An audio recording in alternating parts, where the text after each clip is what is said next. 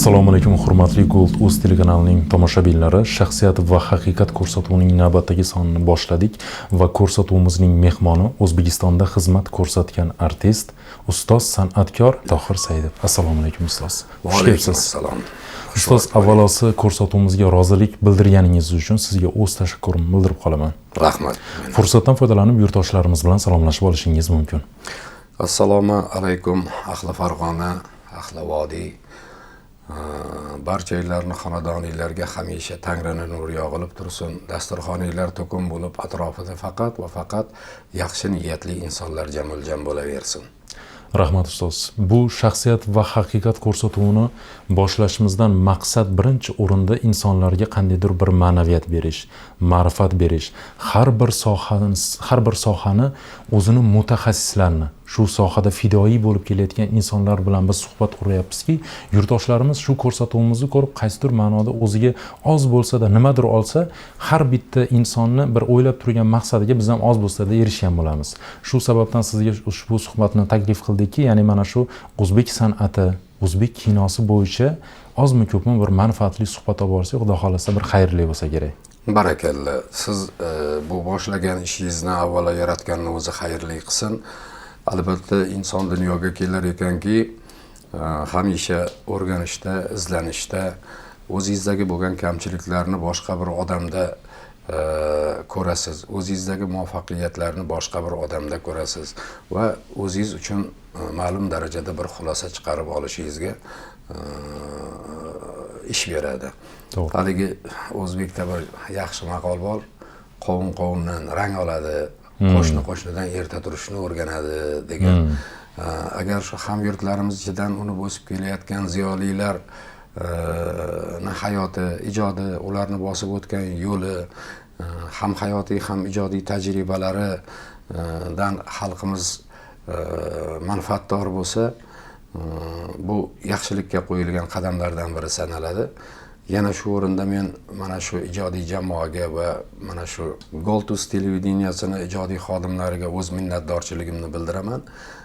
Elimizdagi ziyolilarni qatoriga meni ham bir kamtarona san'atim va hayotimni qo'shib shu ko'rsatuvga taklif etganinglar uchun. Rahmat ustoz. Ustoz, mana sizni Tohir Saidov deganimizda birinchi o'rinda bizni bolaligimiz, xotiralarimiz turadi. Yoshlikdan teleekranlar orqali sizni filmlaringizni sevib tomosha qilganmiz. Har bir xonadonga kirsangiz, siz haqingizda xotiralar bor. Ya'ni sizni filmlaringiz bizni yoshligimizni eslatadi insonlarga.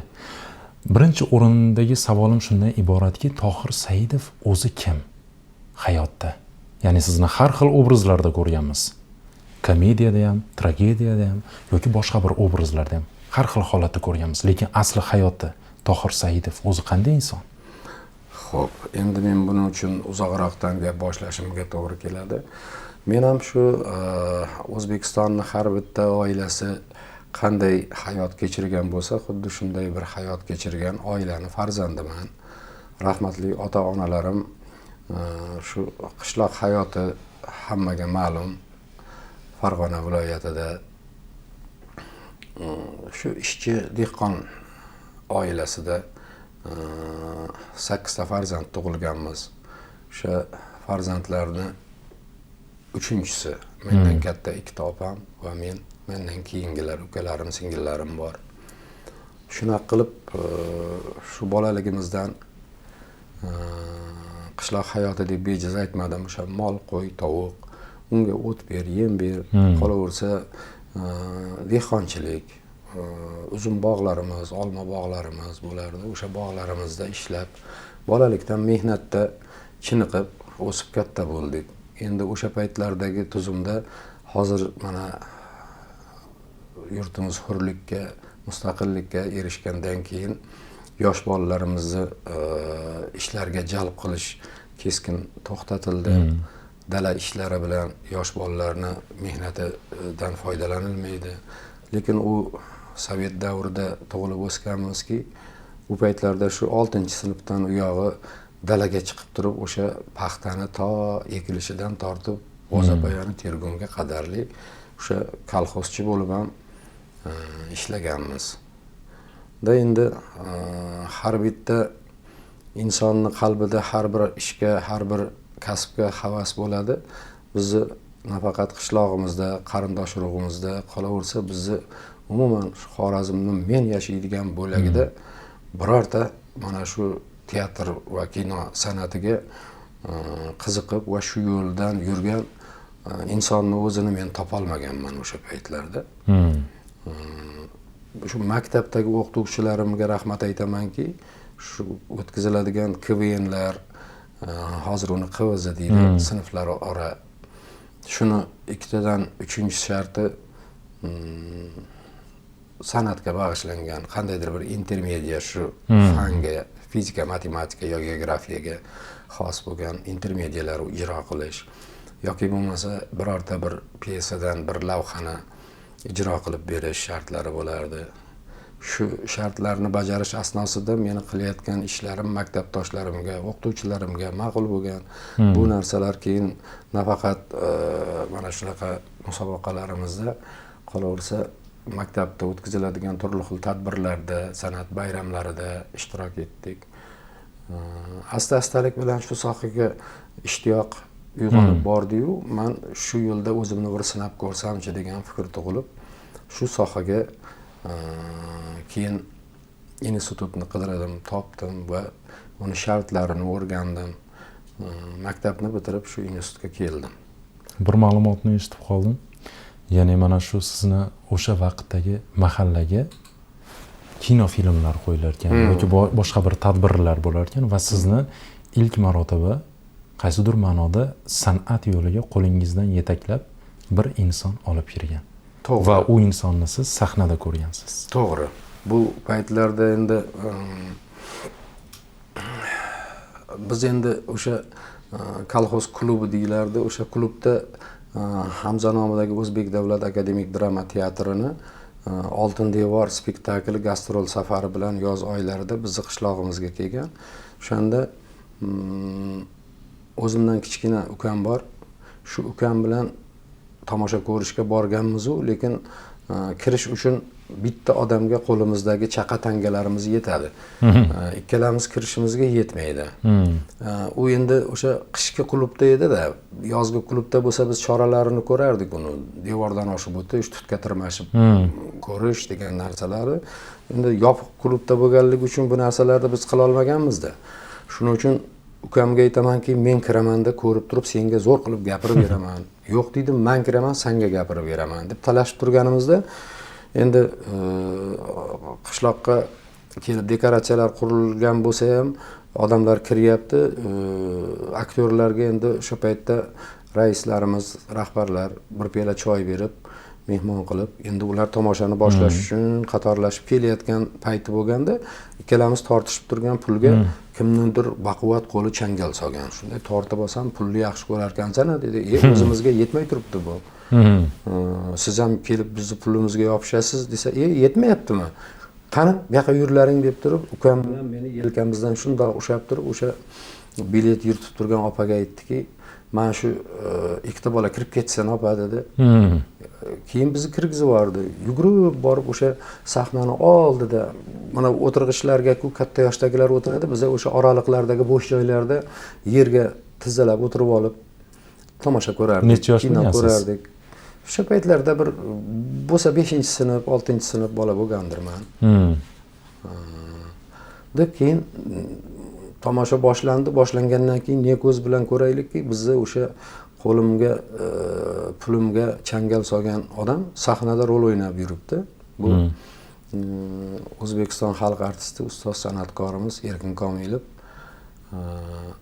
O'sha paytda balkim men o'zimcha fikr qilamanki, ilohiyotdan bir shu sohaga ishtiyoqim, qiziqishim borligi uchun shu odam bilan bir ro'baro qildimi, shu odam bilan bir nafasidan bahramand bo'lish va u odamning menga bir ko'mak berishi yozilganmi? Qaysidir ma'noda sizni yetaklagan. Yetaklagan. Bir agar biz haligi obrazli ravishda tushuntiradigan bo'lsak, xuddi shunday bir holat yuz berdi. Da keyin o'sha institutga kirib bitkizib, satira teatrida 4 yil ishladim. Undan keyin o'sha eng doda katta ustozim, Alloh rahmat qilsin, Nabrahimov mana shu Hamza teatriga ishga olib o'tdilar. Shu joyda men mana 91-yil mustaqillik boshlangan yili sentyabr oyidan men ham Hamza teatrida ish boshlaganman. Hozir endi O'zbek Milliy akademik drama teatri maqomi berilgan. Erkin Komilov bilan ham kasb bo'lib, ular bilan bir asarda ham ota bola, ham aka uka bo'lib, mana shunaqangi yelkama-yelka shu kungacha ijod qilib kelyapmiz. Mana Farg'onaga tashrifimizda ham hozir mana Erkin Komilov ham, Yodgor Sa'diyev, Marat Azimov hammalarimiz birgalikda mana shu yerga tashrif buyurganmiz. Rahmat. Ustoz, hozir bir savolni taqdim etaman. Erkak kishi uchun eng og'ir narsa nima va oilada erkak kishi uchun eng birinchi o'rinda nima kerak? Endi men oddiylikdan yiroqqa ketgan odam emasman. Men har bir savolingizga o'sha oddiy odam sifatida javob beraman. Men aktyorligimni, san'atimni sahnada yoki bo'lmasa kino ekranida qilishim mumkin. Men bunaqangi hayotda hech qachon o'zim rol o'ynab boshqa bir qiliqlar qilgan odam emasman. Har bitta gapingizga imkon darajasida samimiy javob berish uchun harakatda bo'laman. Erkak kishi uchun eng og'ir narsa meni nazdimda bu chorasizlik. Ya'ni shundan iboratki, biror bir oilangiz uchun, yaqinlaringiz uchun ko'makdosh bo'lishni, ularni shu holatdan qutqarishni yuragingizdan istaysiz-u, lekin kuchingiz yetmaydi. Kerakli joylarida hayot shunday bir zarba beradiki, balki mablag'ingiz yetmaydi. U inson og'ir xastalik bilan siz bilan xayrlashish arafasida turgan paytida ana o'sha chorasiz holatda qolib ketish erkak uchun ham, ayol uchun ham bu dunyoda yashab nafas olib turgan har bitta odam uchun eng og'ir vaziyat shu deb bilaman. Pul baxt olib keladimi insonga? Yo'q. Pul baxt olib keladi xarajatingiz uchun yetarlisi. Uni kami ham yomon, ko'pi ham yomon. Shunaqa. O'shaning uchun har kungi ehtiyojingizga, oila bola chaqangizga va o'sha sizga berilgan umrni bir mamnun bo'lib o'tkazishga yetarli darajada mablag'ingiz bo'lsa, xotirjam bo'lasiz, umringiz uzoq bo'ladi. Chunki yemishingiz bor, kiyimishingiz bor, boshqa xarajatlaringiz, hammasi yetarli bo'ladi. U agar shu mablag' kam bo'lib qoladigan bo'lsa ham, sizni hayotingizda balkim parokandaliklar bo'lar, qiyinchiliklar bo'lar. Yana tinch uxla olmasdan ertalab yana qayerdan 4 tanga topsam ekan degan o'y bosadi. Uni endi ko'pi ham xuddi shunga o'xshagan va undan battarroq tashvishlarni keltiradi. O'sha men aytib o'tgan Oltin devor spektaklida G'ani A'zamov ustozimizning rolini bir eslang. Oltin topgunga qadarli qanday bir halovatli odam edi-yu, o'sha oltinni topgandan keyin halovati buzilib kuylarga tushdi. To'ppa-to'g'ri. Men ustozimiz G'ani A'zamovning bir faoliyatlari bilan qiziqqanimda shunday bo'lgan ekanki, aynan spektakl jarayonida endi ruhiy kasal obrazini o'xshatish uchun qanday qiladi deganda, hattoki shu ruhiy kasalliklar shifoxonasiga borib, xonalariga kirib, o'sha yerdagi qaysidir ma'noda ulardan bir xarakter olishni o'rgangan ekanlar. Endi albatta bu narsa san'atda bo'ladi. Nafaqat ularni ijodiy jarayonlarida, boshqa aktyorlarimizda ham bunaqa holatlar juda ko'p bo'lgan. O'sha xastalikni boshdan kechirayotgan bemorlarni o'sha yoniga borib, biz umum ma'noda ularni shu ruhiy xasta deb turib qarab turib, hammamiz kallamizda turgan bir fikr bor. Lekin uni ichiga kirib, uni bir chuqurroq o'rganish istagida aktyorlarimiz shunaqa murojaat qilishadi. Borib endi ularni qatorida yotib olmaydi. Lekin kuzatadi. Borib misol uchun o'shalarni xiyobonda yurishlari bormi, o'zini qanday tutishlari bormi, hammasini mayda detallarini o'rganadi. Umum ma'nosidagini hammamiz bilamiz. Endi tomoshabinlarimizda hozir savol ham tug'ilishi mumkin. Endi men nima bir 5 yil turmada o'tirib kelgan odam rolini o'ynashim uchun men 5-6 yil qamalib chiqishim kerakmi degan. Yo'q, bir umum ma'nodagi tushunchalar bo'ladi. Hammamizda bor u narsa.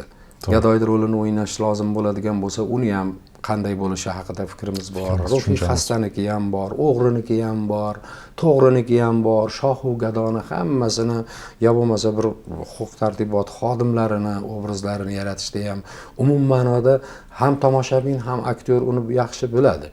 Lekin endi aktyordan shu narsa talab qilinadiki, tomoshabinlar kutmagan darajadagi shu kasbning ichiga ozgina kirish kerak. To'g'ri.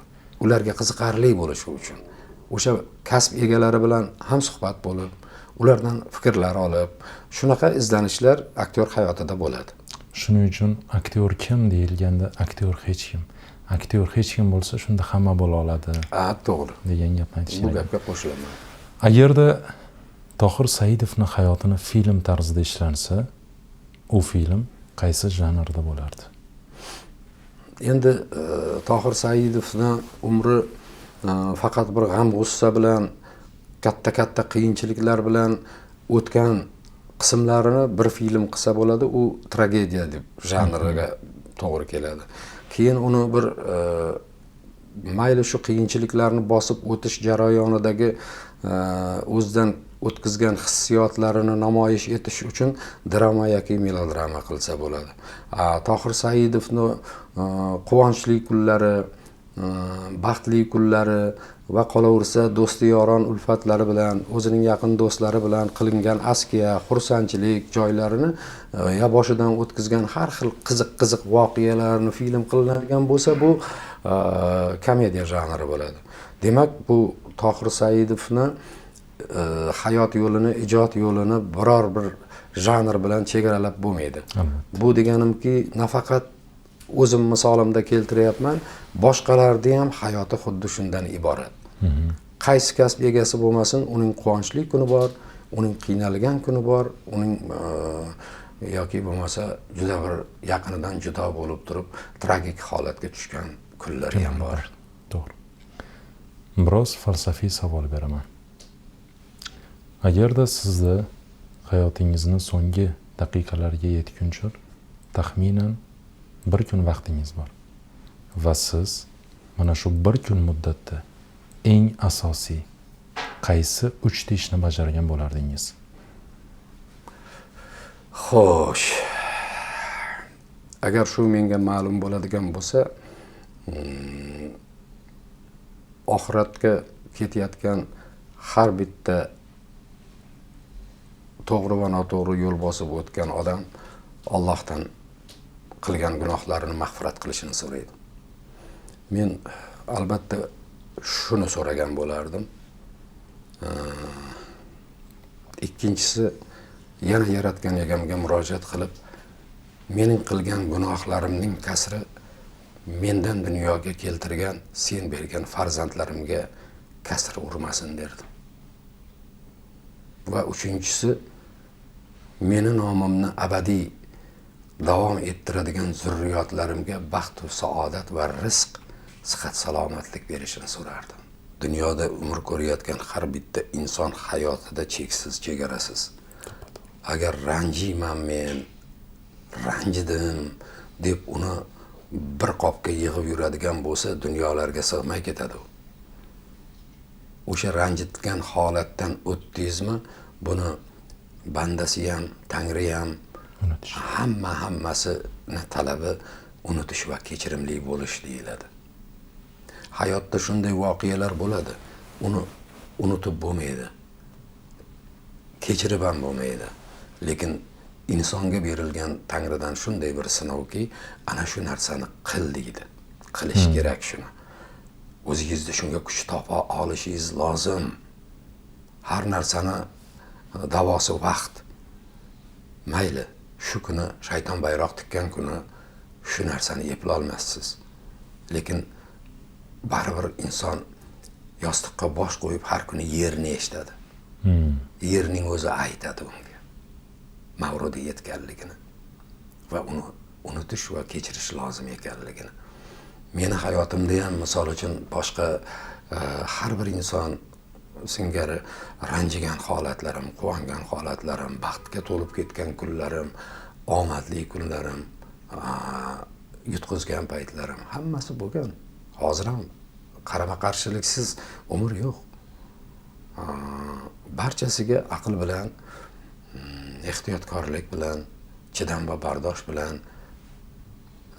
chidab davom ettiraverish lozim. Fayzulla Xo'jayev hayotiga bag'ishlangan Buxoro degan bir spektaklda Fayzulla Xo'jayev rolini ustozimiz Yoqub Ahmedov ijro etadilar. Ularning onalarini rolini marhuma san'atkorimiz ustozimiz Soraishon To'rayeva. Shunda Fozilxo'janing onasiga bir gapi bor. Ona, kimsasiz sahroda qoldim, qaqragan cho'ldaman, ichmoqqa bir tomchi suv yo'q, holdan toyiyapman deydi. O'g'lim deydi, qaddingni g'oz tutib olg'a bos, oldinda chashma bor deydi. Onajon, men u chashmani topdim, lekin u sarob bo'lib chiqdi-ku deydi. Bo'yningni egma bolam, umidsizlikka tushma o'g'lim, qaddingni g'oz tut, olg'a bos, narigi chashmaga yetasan deydi. Onajon, u chashma ham sarob bo'lib chiqsa-chi desa, baribir ham qaddingni g'oz tutib olg'a bos bolam, chashmani albatta topasan deydi. Mana shu kichkinagina so'zni o'zida inson qanday dunyoda yashashi kerak ekanligini uchun dars berib ketilgan. To'g'ri. Hech qachon bugungi muvaffaqiyatlik sizning umringizning oxiri emas. Bugungi quvonchingiz, erishgan katta mablag'ingiz ham sizni oxirgisi emas. Qaysidir ma'noda qayg'ularingiz ham. Qayg'ularingiz ham, chekkan ranju malomatlaringiz ham, qolgan noto'g'ri tuhmatlaringiz ham. To'g'ri. Sizga mana siz ustoz Tohir Saidov deganimizda O'zbekistonni, nafaqat qo'shni respublikalarda, boshqa bir joylarda har bir xonadon sizni yaxshi xotiralar bilan eslaydi, ya'ni eslashadi, bilishadi, tanishadi. Mashhurlik insonga nima beradi? Sevimli bo'lish. Va sizga nima bergan? Qanday foydali tomonlari bor? Qaysidir ma'noda qanday sizga yoqmaydigan holatlari ham bo'lishi mumkinmi? Endi xalq nazarida turish. Bu har bitta xonadonni san'atkorini o'zini oilasi bir a'zosi sifatida ko'rishi tabiiy hol. Chunki mana Bahodirjon, o'ylab ko'ring-da. Hozir bizni tomosha qilib o'tirgan har bitta oilani aka ukasi bor, amma xolasi bor, tog'a jiyanlari bor. Ularni har kuni ko'rmaydi. Chunki bittasi u qishloqda, bittasi bu qishloqda, qaysisidir shaharda, bugungi kunda qaysisidir bir chet davlatlarda yashaydi. Endi san'atkor televideniya ekrani orqali ularni xonadonida kunda kunora. Televizor uyini ichida turibdi-ku. O'shaning ichidan har kuni uni ko'ryapti-ku. Demak, u sizni uyingizni, oilangizning a'zosiga aylanib qoladi. Chunki qayerda qachon ko'rishidan qat'iy nazar o'zining eng yaqin odamini, qarindoshini ko'rganday ana o'sha odamni bir qo'lini olib, shu odamni bir suhbatidan bahramand bo'lishni istaydi. O'zining bir yaqin jigarini ko'rgan singari bag'rini ochib quchoqlab yopishib olishadi. Hatto bu fursatdan foydalanib qolish uchun bugungi kunda rasmlarga tushib turib, uydagilariga borib turib, mana shu televizorimizdagi odamni men hayotda ko'rdim deb turib borib maqtanadi. Ana bu narsalar kim xohlamaydi? Kim shunday elda aziz bo'lishni istamaydi? Qaysi bitta san'atkor istamaydi? Qaysi bitta o'qituvchi o'z kasbining ustasi bo'lib turib, olamga dong'i ketgan, to'g'ri yo'l tutib ilmu nijum bergan o'qituvchi yoki bo'lmasa bir vrach, qo'ligul vrach, ana shuni qo'li yengil deb turib butun dunyo tan olib turib kasbining mutaxassisi ekan degan bir duolarni olishni kim istamaydi? Shu istaklar shukrkim qaysidir ma'noda qaysidir darajada menga nasib etganidan menda mamnunman. Uning yordam beradigan tomonlari shundan iboratki, birorta joyda sizni navbatda turgizgisi kelmaydi xalqimiz. Yoki sizni qandaydir bir kichkinagina muammoingizni bitkizib berish o'zi uchun baxt. Siz o'ylab ko'ring, hozir Farg'ona vodiysida o'tiribmiz. Mana shu yerdagi mana ustozlar, mana yaxshi bir 20 tacha san'atkor kelganmiz. Hammasi elning nazaridagi yaxshi ulug' san'atkorlar. Mana shu Farg'ona vodiysini bu yoq tarafi hozir Tojikistonga borib taqaladi. Boring.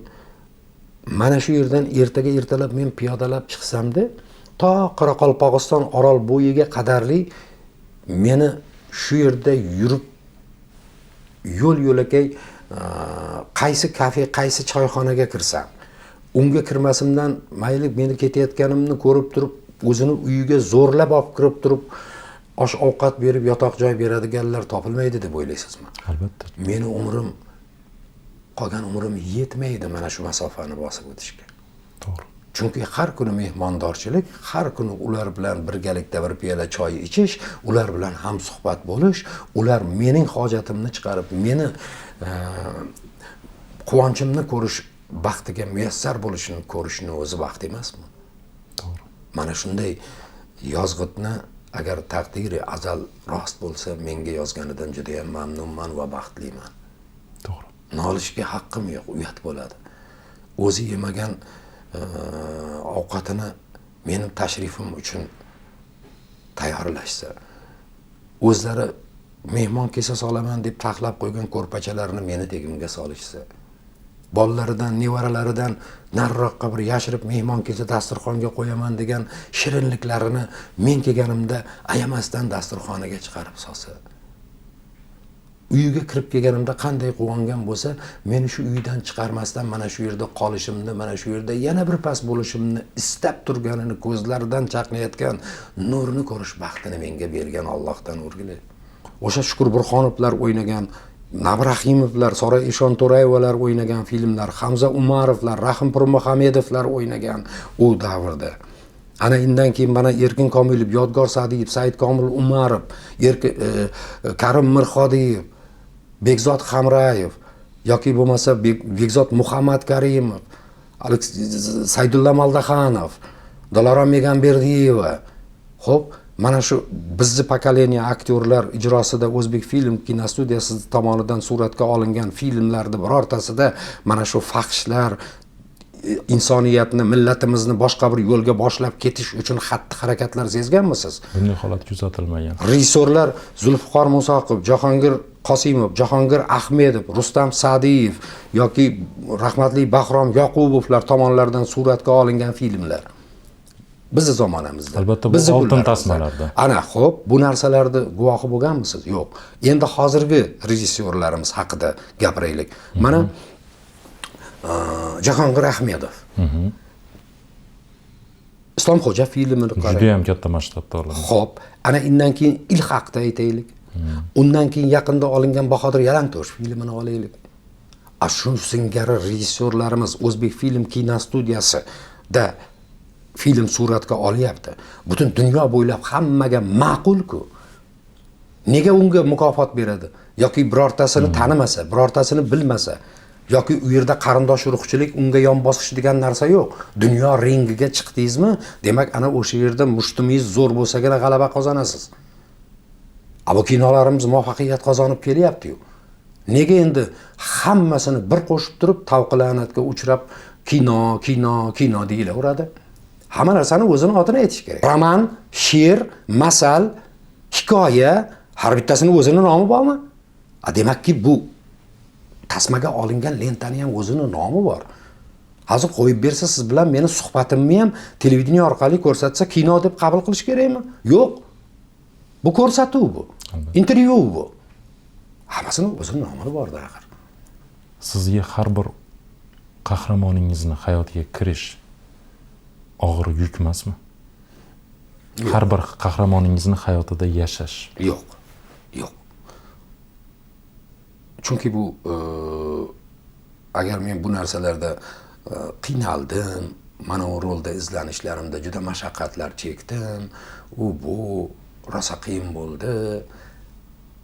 Hayotda o'zi bunaqa narsalarni yoqtirmaydigan odamman men.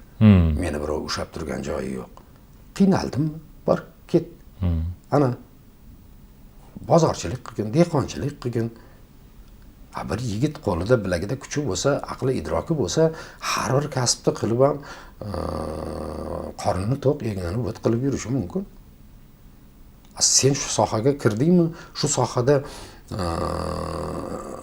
necha yillardan beri zahmat chekib kelyapsanmi, boshlagan ishingni oxiriga yetqiz. U nima? O'zi kasbing obrazga kirib, obrazdan chiqish bo'ladigan bo'lsa, sen u narsani yana qiyin deb turib, o'zingni bir qadrli qilmoqchimisan? Nima kerak bor u narsani?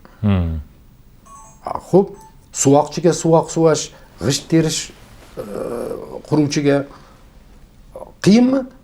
U ko'zini yumib tars turs terib ketib qolaveradi-yu.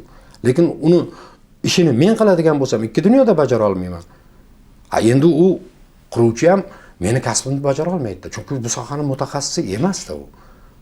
Yuqoridan, Tangridan qalbiga jo qilingan iste'dod unga berilgan, meniki menga bunga berilgan. Shuning uchun menga hech qanaqangi obrazlar mashaqqat tug'dirmaydi.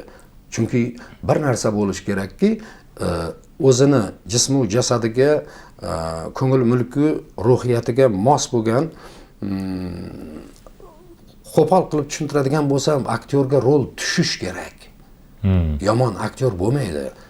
Ana o'sha o'zini organizmiga tushsa rol, ana o'sha narsa ham o'ziga, ham tomoshabinga ma'qul bo'ladi. Ana uni to o'lguncha shu o'ynagan rolini alqab, xalq ichida doston bo'ladi. To'g'ri. Mana misol uchun meni marhum do'stim Abdurahim Abduvahhab. Boshqa rollari ham bor, lekin mana Shumbola shu yigitga tushganda shu. U 13-14 yoshida o'ynagan bo'lsa, mana qariyb salkam 60, 58, 59 yoshlarida olamdan o'tdi. O'lguncha Shumbola bo'ldi. Qayerda kim ko'radigan bo'lsa, 60 ni qoralab qolgan odamga Shumbola deb murojaat qilardik. Rol tushish kerak. Mana o'tgan kunlarda Hamza Umarovga Farg'ona vodiysi Marg'ilonlik jaydari yigit Homid qanday tushgan? Rol tushish kerak. Hali aytganimiz G'ani Azam, Alloh rahmat qilsin ularni ham. Mo'min.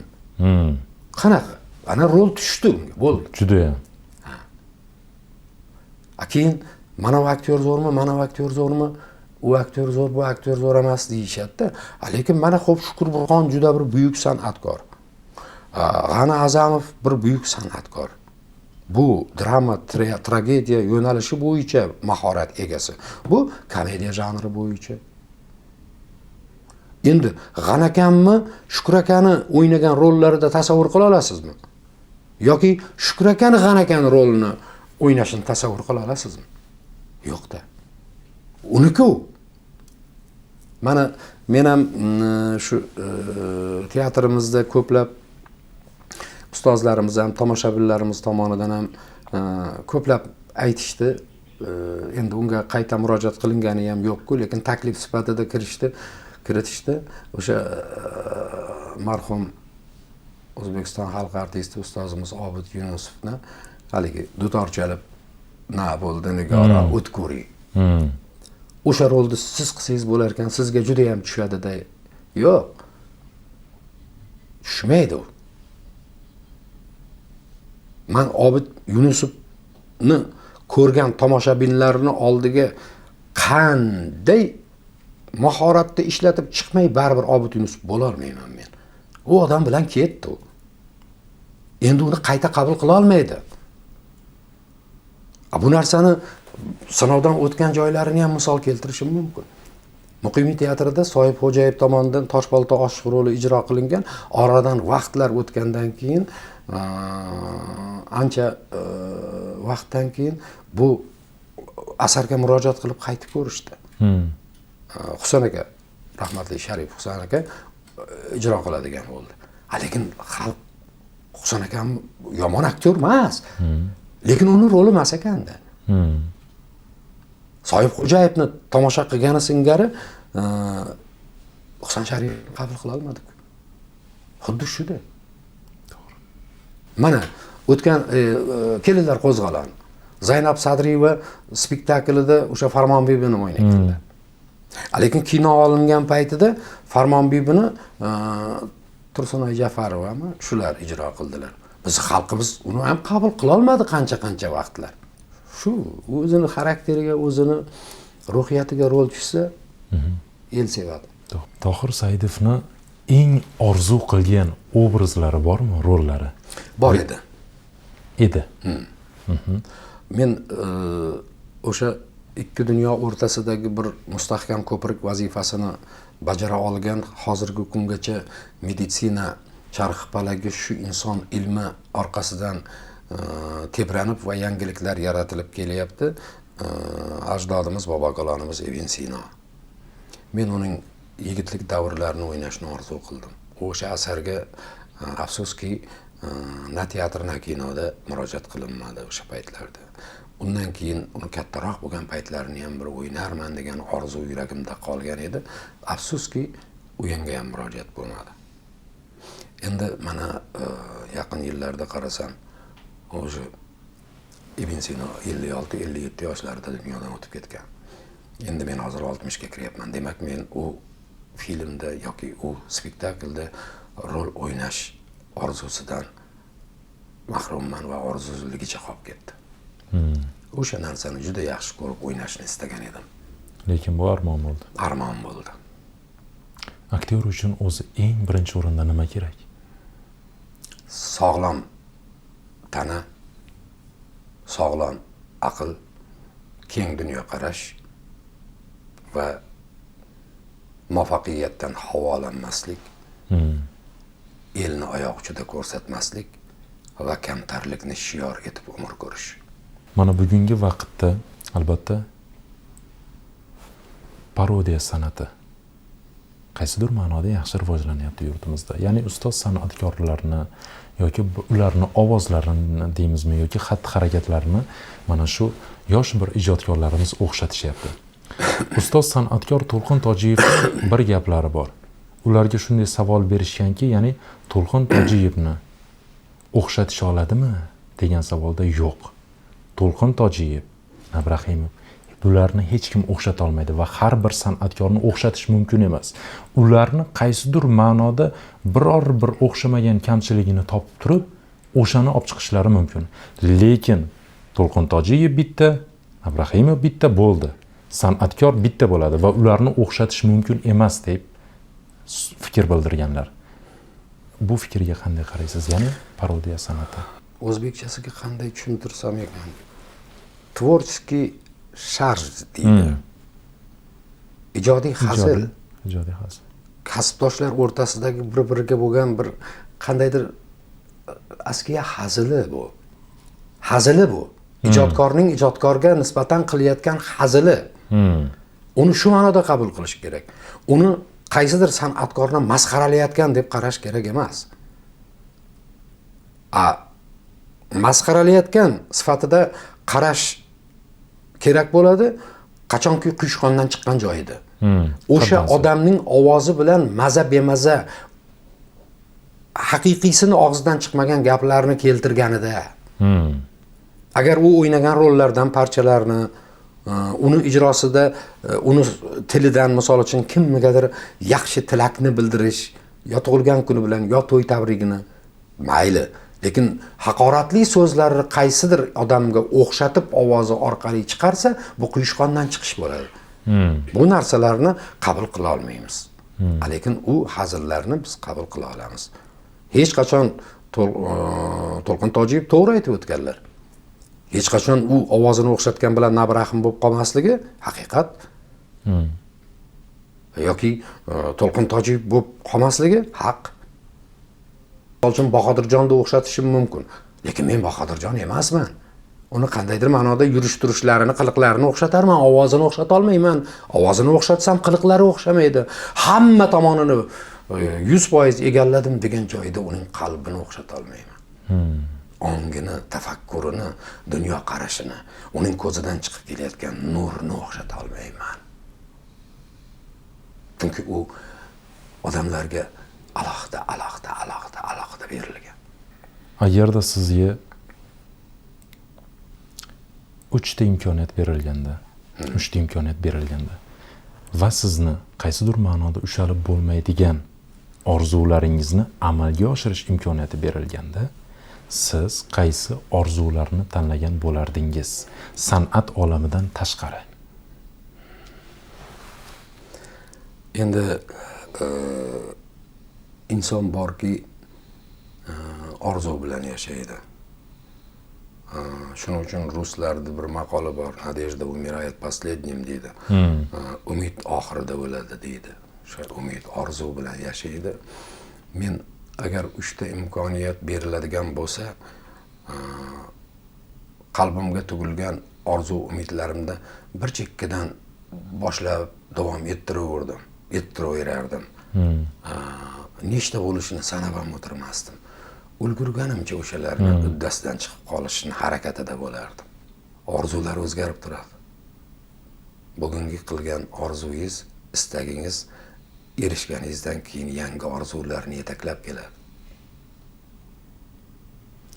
Baxt deganda o'zi nimani tushunishimiz mumkin? Baxt o'zi. Baxt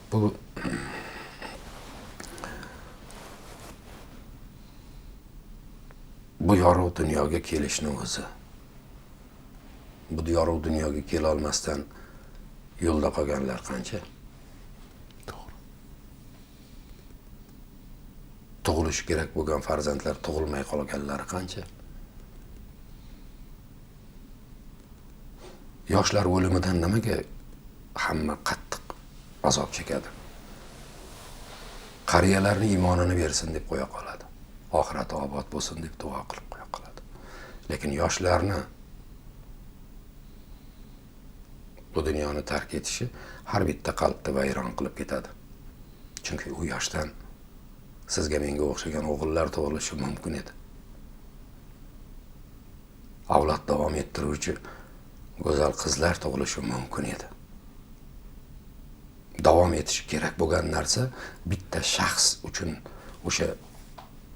shu shaxsning dunyodan ketishi bilan qanchasi barham topib ketganligi uchun aziyat chekishadi. Menga bir intervyuda savol berishdi. Hozirgi jurnalistlarimizga tekkan kasal bor. Hammasi qandaydir bir intriga beradigan, qaysidir bir narsani yomonlab chiqish, unga obyektiv yondashib xolis munosabat emas, u nimanidir tanqid qilsa odamlar darrov uni yonini oladigan holatlarni biladi-da va ergashuvchilar ko'p bo'ladi. Shu narsaga qo'shilishib kaltaklaydigan, qo'shilishib so'kishib yuboradigan, shularga ko'p mehr berib turib, shu intriga qilish borasida ko'chalardagi tirbandlik haqida gapiryapti. Tirbandlik yurtni to'qligidan dalolat emasmi? Nega 80-70-yillarda bu tirbandliklar yo'q edi? Nega 2010-2025-yillargacha mana tirbandliklar ko'payib ketdi? Xalqning to'qligidan dalolat emasmi bu? Yana bir misol bunga qo'shimcha ravishda shunday javob berdimki, odamning eng katta baxti shu tirbandlikda ekanligi. Chunki nimaga tirbandlik bo'lyapti? Ertalab, kechqurun. Ertalab har bitta inson yostiqdan bosh ko'tarib, umr bergan Allohga shukronalar aytib, xonadonidagi zurriyotlarining dasturxoniga non topish uchun sevimli ishxonasiga qarab intiladi. Sen shuning uchun tirbandlikka tushding. Chunki nafaqat sen, butun shahar shuni istayapti. Mamlakat shuni istayapti. Va harakatda ular. Hammasi shunga harakatda. Sen quvonginki shularning orasida ekanligingga. Shoshilma. Sening ichingda ketayotgan narigi mashinani, bu mashinani ichida ham ketyapti. U ham shu bolasining baxti dasturxon to'killigi uchun yurtga bir nafim tegadi deydigan qo'shimcha ma'nosi ketyapti. Endi kechqurun ishdan qaytib kelishda ham xuddi shu narsa. Topgan bir burdan nonini bolasiga, oilasiga olib ketyapti. Shuning uchun tirbandlik. U mashinada ham, bu mashinada ham hammasida istak shu. Ana bu baxt. Endi yana bir buning davomi. Ana shu tirbandlikka yetolmasdan yostiqdan bosh ko'tara olmay yotganlar qancha. Qandaydir bir bema'ni gunohni qilib qo'yib turib, changal simning orqasida umrini o'tkazib o'rayotganlar qancha. Har bitta narsaga pozitiv, har bitta narsaga yaxshilik qidirib yondashilsa, dunyoda mamnun bo'lib go'zal umr kechiradi odam. Tohir Saidov agarda san'at yo'lini tanlamaganda, u inson qaysi sohadan, qaysi yo'nalishda ketar edi? Men Albatta o'zingizni qiziqqan yo'nalishingiz bo'lishi mumkin. Er yigitga 40 hunar oz deydimi? 70 hunar oz deydimi? Agar shundan kelib chiqadigan bo'lsak, men hech bir kasbda, hech bir ishda mashaqqat chekmasdim. Chunki men bolaligimdan mehnatda chiniqqan odamman. Qurilish ishlarini ham uddalab ketaman, dehqonchilikni ham chiroyli qilib o'rniga qo'ya olaman. Va agar o'quv sistemasi, o'qituvchilik, bolalarga ilm berish yo'nalishi bo'lsa ham, bir fanni qattiq ushlab yaxshigina o'qituvchi ham bo'lishim mumkin edi. Agar bir yurist bo'lib turib, favqulodda advokat bo'lib qolganimda, balkim hech kim qamalmagan ham bo'lardi. Chunki uni jinoyatini keltirib chiqarilgan sabablarini qidirib xulosa chiqaraman. Jinoyatini o'zigagina emas. Chuqur yondashuvlik. Uddalayman hammasini. Lekin o'zingizni aynan qiziqqan yo'nalishingiz bormi? Aynan mana shu sohada. Men hozir kunda bilasizmi, men juda katta mutaxassisman men. Xo'p, uyimda dehqonchiligimni qilyapman. Juda chiroyli dehqonchilik qilaman men. Hatto mana shu Farg'ona vodiysidan eng sara-sara ko'chatlarni olib borib turib ekkanman. Ular meva beryapti. Vadildan. Endi qarang. Xo'p, uyimda, hovlimdagi ta'mirlash ishlarini ko'pchilik qismlarini o'zim bajaraman. Yozgi ta'tilga chiqqan paytimda bir oy dam olish bo'ladigan bo'lsa, syomkalarim bo'lmasa, men sekin oqlab, ko'klab, kraskalab, boshqa qilib, nuragan joylarini boshqatdan ta'mirlab, mana shunaqangi ishlarni qilaman men uyimda. Men kostyum galstukni taqib faqatgina artist bo'lib yurganim yo'q. Men uyda kerak bo'lsa, ovqat ham qilaman. Nima deydi yana qo'shimcha qilib aytadigan bo'lsa, bugungi kunda Gerasimov nomidagi institut kinematografiyada dars beraman, kursim bor. Aktyorlik, kino aktyorlik mahorati bo'yicha. Jamoat transportlaridan sekin astalik bilan shaxsiy mashinalarga o'tganmiz. Oldin jamoat transportlariga chiqa olmagan paytlarimiz ham bo'lgan. Chunki o'sha talabalik davrimizda shunga to'laydigan 5 tiyin, 10 tiyin pulimiz ham bo'lmaganda. Piyodalab ketishga ko'p joylarga ekonom qilib majbur bo'lganmiz. Qilganmiz shu ishlarni. Sekin-asta keyin jamoat transportlarida yurdik. Keyin yana zamonamiz farovonligining dalolati emasmi? To'qligimizning dalolati emasmi? Mashinali bo'ldik. Men oilam uchun, farzandlarim uchun yoki bo'lmasa uyimda bo'ladigan biror bir yig'in uchun boraman-ku bozor ucharga. O'sha joyda salomlashishadi, alik olamiz, rasmga tushaylik desa, rasmga tushamiz. Bu qandaydir zavq beradimi sizga? Yo, albatta. Albatta. Axir san'atga qadam qo'yishimdan asosiy maqsad meni el tanishi, el izzat-ikrom qilib hurmat qilishi uchun-ku. Nega shu maqsadimga erishgan paytimda men bundan zavqlanmasligim kerak? To'g'ri. Bugungi vaqtda mashhurlik va sevimlilik degan tushunchani oladigan bo'lsak, siz mashhurmisiz yoki sevimli? Kimga qanaqadir. Barcha odamga birday yoqib bo'lmaydi. Chunki xuddi oshxonadagi menyu singari san'atni ham o'zini menyusi bor. O'sha menyuda qaysi narsani tanlab iste'mol qilish kerak ekanligini har bitta organizm tusab turgan holat va o'sha organizm biladi. Bu ikkitasiga ham menimcha shu javob bo'la oladi. Albatta. Hammaga birday ma'qul bo'lib bo'lmaydi. Misol uchun men hozir odamlarga sevimliman 100% deya olmayman va taniqliman 100% deb ham ayta olmayman. Hatto men tanimaydiganlar ham bor. Sevish u yoqda tursin. Bu hayot katta ummon. Qancha xalq. Kim qaysinisiga qiziqib, qaysinisiga muxlis bo'lgan. Ko'ziga tanish ko'rinishi mumkindir. Qayerdadir ko'rganman sizni deb. Yuzimizga ham aytadi u narsani. Otingiz nima edi sizni? Qayerda ko'rdim sizni deydiganlar bo'ladi. U narsadan nimaga xafa bo'lishim kerak men? Yoki bo'lmasa, voy, shu meni tanimadi-ya deb turib aziyat chekib yurishim kerak.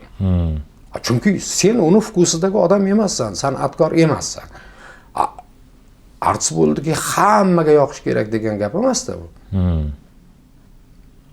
Mana katta saylovlarda ham 55% dan oshsa yutdi degan hisobmi? Bo'ldi-da, bu ham shundayda. 100% ovoz berildi. Keyin saylanish kerak degan gap yo'q-ku axir. Konstitutsiyada ham, hayotda ham. Shuning uchun aktyorlik, san'atkorlikda ham xuddi shundayda. Ko'pchilikka ma'qul bo'lsang bo'ldi-da. Seni yomon ko'rguvchilar bo'ladi. Hatto seni o'ynagan rollaringni bir tiyinga olmaydigani ham bo'ladi.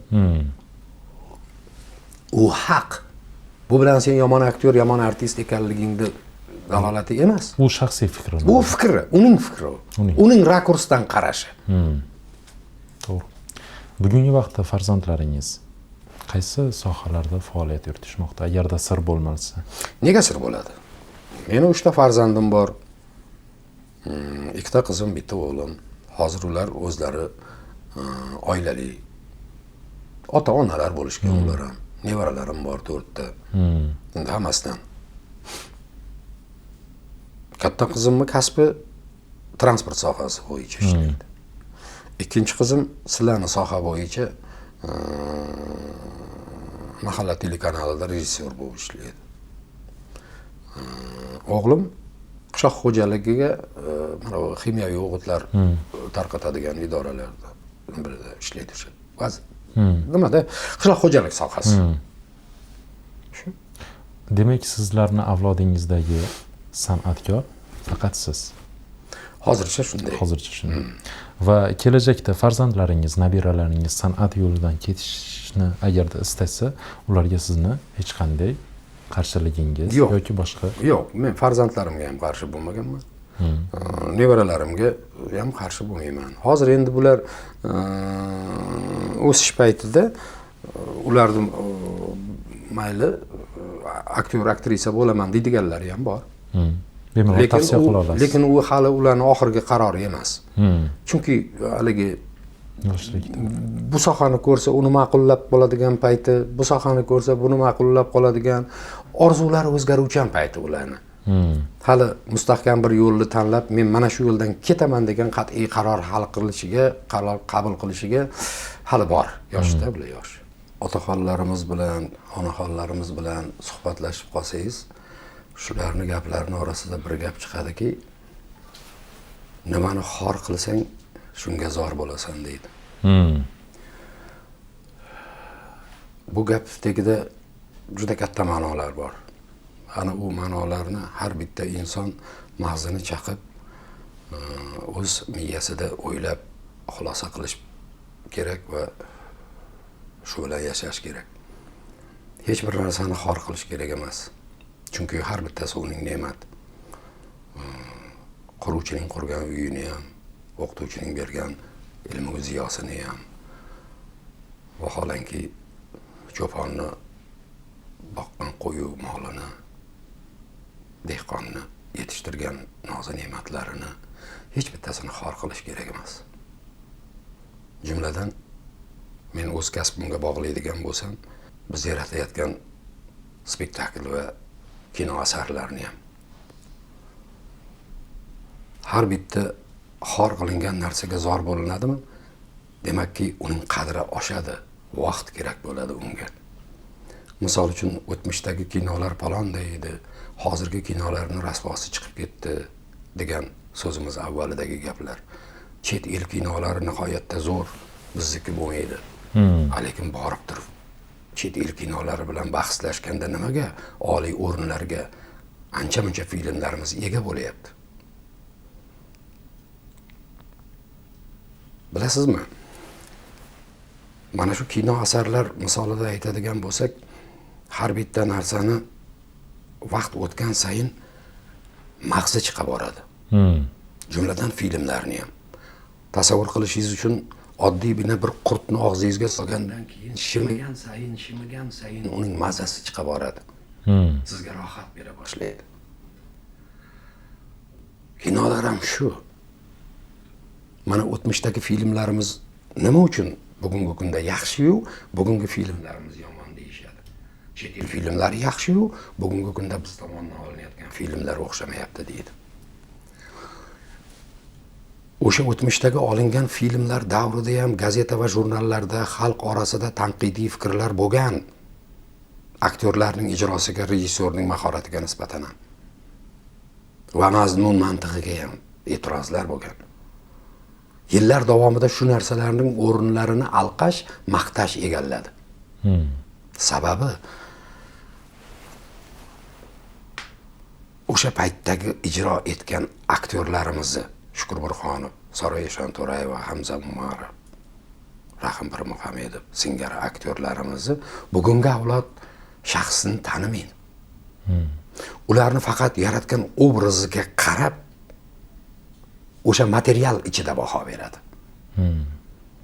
Chet el kinolari nimaga zo'r deyishadi? Chunki u yerda rol ijro etayotgan aktyorning shaxsini bilmaydi, tanimaydi. Unga o'sha obraz nuqtai nazaridan o'sha ong, o'sha nuqtai nazar bilan qaraydi. Oradan qisqa vaqt o'tdi. Mana misol uchun o'sha tilim qursin, hali ko'k choy ichib turib, to'g'risini aytib qo'yadigan film, yoki bo'lmasa mana Sotqin, yoki undan nariroqiga boradigan bo'lsak Bahrom Yoqubov tomonidan suratga olingan o'sha Sagdiyana filmlari. Mana shunaqangi yaxshi filmlar o'sha paytda qanchalar tanqidga uchragan edi. Oradan 10 yil vaqt o'tdimi, 15 yil vaqt o'tdimi, o'sha filmlarni maqtay boshladik-ku. Demak, bugungi kunda olinayotgan filmlarimiz uchun ham shu kerak. Chunki bugungi kunda rol ijro etayotgan aktyorlarimizni bevosita xalqimiz bozor ucharda ko'rib qolyapti, jamoat transportlarida ko'rib qolyapti, to'y hashamlarda ko'rib qolyapti-da, uning shaxsi haqida qandaydir bir mukammal fikrga ega. Uning yaratayotgan obrazlarini shaxsining orqasiga qo'yib turib, undan keyinga qo'yib tomosha qilishyapti-da. Qachonki uni ijrosi o'ynagan roli birinchi planga o'tib turib, o'sha bilan qabul qilib turib, uning shaxsi ikkinchiga o'tilgan paytida bu kinolarning mag'zi chiqadi. Mana o'zingiz bir mulohaza qilib o'ylab ko'ring. Shunaqa. To'g'ri. Demak, har davrni o'z asari, o'zining elga manzur bo'la oladigan asari bor. Chet el kinolaridan biz o'rganishimiz lozim ba'zi bir qirralarni. Lekin bizdan ularning o'rganadigan qirralari ham bisyor. Biz hech bir filmimizda, hatto eng saviyasi past Bo'mag'ur degan filmda ham otaga tik boqmagin deydi. Onangni haqoratlamagin deydi. O'z yurtingga deydi, qurol ko'tarib kelib millatdoshlaringni deydi, xavf ostiga qo'ymagin deydi. Hammasida shu gapni gapiradi. Ularning mag'zini sekin-asta chaqib boradi. Bir narsani bunyod qilish juda mashaqqat. Yakson qilishdan osoni bormi? Ustoz, mazmunli suhbatingiz uchun sizga o'z tashakkurimni bildirib qolaman. Bugungi suhbatimiz sizga qaysidir ma'noda ma'qul bo'ldimi? Ma'qul bo'ldi. Meni o'tgan umrimga ham, yashagan yillarimga ham hayot, ham ijodda ko'rgan kechirganlarimni eslash uchun va o'sha tajribalarimni qaysi ma'noda bir sinovdan o'tkazish uchun ham ancha ma'qul bo'ldi. Bir so'z borki, bu dunyo misoli qurilayotgan bir imorat, yaxshi inson shu imoratning rivoji uchun bir g'isht qo'yib o'tadi, yomon inson shu imorat rivojidan bir g'ishtni ko'chirib o'tadi deydi. Biz ajdodlarimizga nazar tashlaydigan bo'lsak, Amir Temur, Jaloliddin Manguberdi, Navoiy, Bobur, mana bizni sohamiz bo'yicha Shukur Burxon Olimxo'jayev, Soroyushon To'rayev, Nabrahimov, G'ani Azamov, Hamza Umarov, Soyib Xo'jayev, qancha. Bugungi kundagi hayot ustozlarimizni Alloh umrlarini ziyoda qilsin. Bularning barchasi dunyo imoratining rivoji uchun g'isht qo'ya olgan buyuklar. Endi navbat menga, meni tengdoshlarimga va orqamdan yetishib kelayotgan farzandlar, shogirdlarga. Ularda menda dunyo imoratining rivoji uchun g'isht qo'yishimiz lozim. Agar qo'ymagan taqdirimizda ham, qo'ya olmagan taqdirimizda ham qurilgan imoratdan g'isht ko'chirib, ota-ona, el yurt, millat yuzini yerga qaratmasligimiz lozim deb bilaman. Fursatdan foydalanib, yurtdoshlarimiz bilan xayrlashib olishingiz mumkin.